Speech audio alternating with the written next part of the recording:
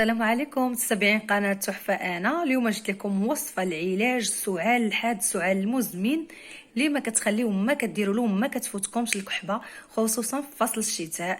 دونك هذه وصفة لعلاج السعال في فصل الشتاء، وديما يعني المفروض انها تكون عندكم في الدار هاد العناصر هذه اللي متواجده في كل بيت.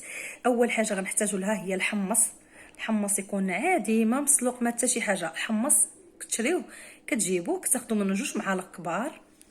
عندنا الفول حتى هو يا خضر 2 معالق كبار ديال الفول. عندنا الزنجلان او السمسم حتى هو 2 معالق كبار. وعندي لكم هنا زريعه ديال الكتان 2 المعالق كبار. طريقه سهله وبسيطه جدا، ممكن تاخذوا هاد العناصر كامله غير تنقيوها مزيان وكطحنوها الا عندكم شي طحانه مزيانه في الدار. الا ما عندكمش ممكن تديوها للعطار، وممكن كذلك تطحنوا غير هاد 2 العناصر هادو.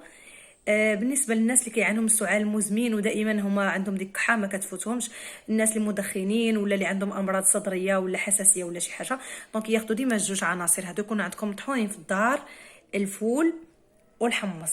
طحنوهم وتخليوهم عندكم في واحد القريعه ديال الزاج، والوقت اللي تكونوا مراد غتجيبوا فقط شويه ديال الزنجلان 2 معالق، غتجيبوا 2 معالق ديال زريعه الكتان وغادي تطحنوهم وغتخلطوا المزيج. المهم في المجموع يكونوا عندنا 2 المعالق من كل عنصر من هاد العناصر هذه. كما قلت لكم هاد الوصفه راها دقه بطله، راها رائعه جدا وغتنفع بزاف الناس اللي كيعانيو من السعال وعندهم هذا المشكل متكرر، يا اما بالتدخين يا اما هما كما قلت لكم عندهم شي امراض، او ممكن غير نزله البرد اللي ولات كتجي حاده هاد الايام، ولا انسان تيبرا تيولي لاباس ولكن تتبقى فيه ديك الكحه ما تيفهمش علاش، واخا كياخذ الانتيبيوتيك مضادات الحيويه وكيشرب يعني مجموعه ديال السيرويات ما كيفوتوش الحال وما كتفوتوش نهائيا الكحه او الكحبه.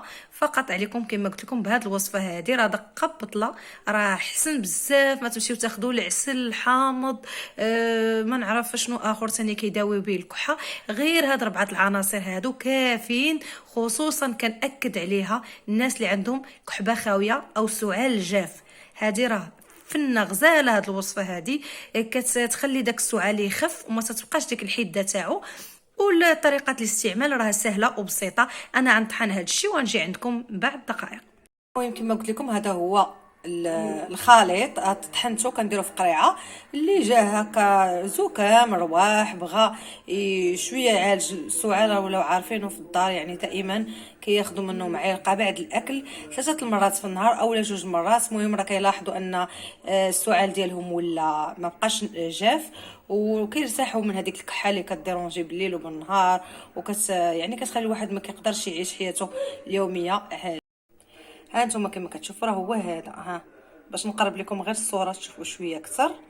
فهذا كتاخذوه عند الحاجه، وهو زوين راه كيجيني بحال شي مكمل غذائي لانه فيه السمسم وفيه الزنجلان. الزنجلان هو السمسم، فيه زريعه كتان بدر الكتان وفيه الفول وفيه الحمص. يعني هذا الشيء كله عناصر مفيده للجسم، غير كما قلت لكم انه ما تطحنوش كميه كثيره، لانه كتعرفوا ان زريعه الكتان والسمسم ولا الزنجلان كيغمالوا ما كيطولوش بزاف، ماشي بحال الحمص والفول الا طحنوا ما كيطرى لهم والو. بالنسبه لزريعه الكتان والزنجلان ديما طحنوا شويه شويه وضيفوا للخليط دائما نفس المقدار من كل حاجه. وكما قلت لكم معلقه صغيره بعد الاكل ولا نصف ملعقه كبيره بعد الاكل.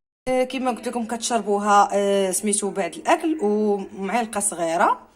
والنصيحه اللي بغي نقول لكم دائما انكم تبقاو تاخذوا تعطيو لوليداتكم، ما فيه حتى شي مشكل ما فيه حتى شي ضرر، اي واحد يقدر ياخذه. وهو كما قلت لكم واحد العلاج اللي زوين بزاف ومفيد للصحه ديالكم. ونقول لكم استودعكم الله الذي لا تضيع ودائعه. بسلام عليكم.